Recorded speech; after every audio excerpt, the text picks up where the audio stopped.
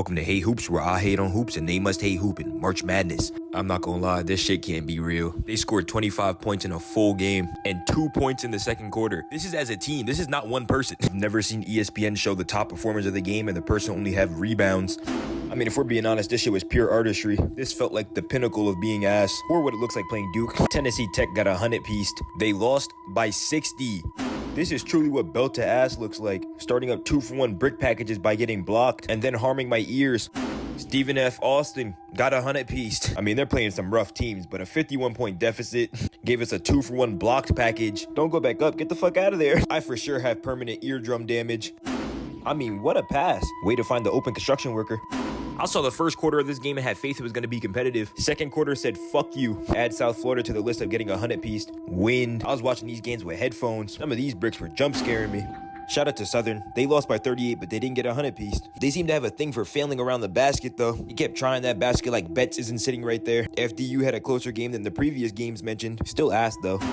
Solid game. Kentucky just outplayed them, though. Everybody except for Tiani. She didn't have the key. You guys get it?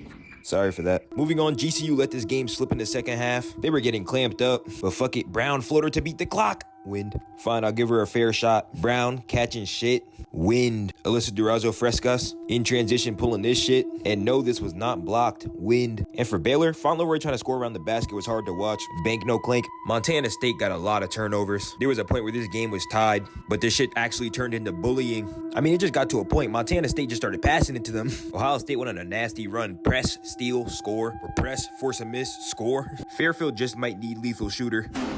To be fair, they couldn't get that many open shots. Hey, I know a guy in the NBA with the same last name. He does this too sometimes. Wind. Sidney Scott. 6 painful ones to watch.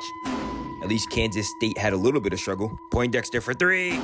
Mary Kiefer gave me a flashback to Tanje. Wind. Alex Richard with a nice open mid-range. Madeline's wide open. She's gonna let this one fly. Great game from Iowa State that they let slip. Kelsey, let's get back to some shooting drills. Emily Ryan was a turnover machine. It literally started with the first play of the game. It's an instant turnover. This is the type of fake pass I throw at my guys when we playing 2K. Yeah, Vanderbilt, go ahead and have a conversation with Moore. She's out there throwing a veteran bank no clanks. Nebraska with a rough turnover difference. Also adding Rimdahl playing like this didn't help. I mean, Williams played strong and missed strong. It was a tie game going into halftime. Utah let it slip. Vieira for 3. Wind. Yeah, I think I'm going to have to see an audiologist. Everybody I need from Georgia Tech is in this 4-for-1 brick package, starting with Dunn. I'm going to be honest, I wasn't even going to put you here until you got involved with the 4-for-1. Carnegie really does 10 seconds of walking around with the basketball just to back out this broke-ass step back. Should have just shot a contested one. Closing it out, Blackshare, bank no clank. Hope none of y'all had any big upsets on your brackets.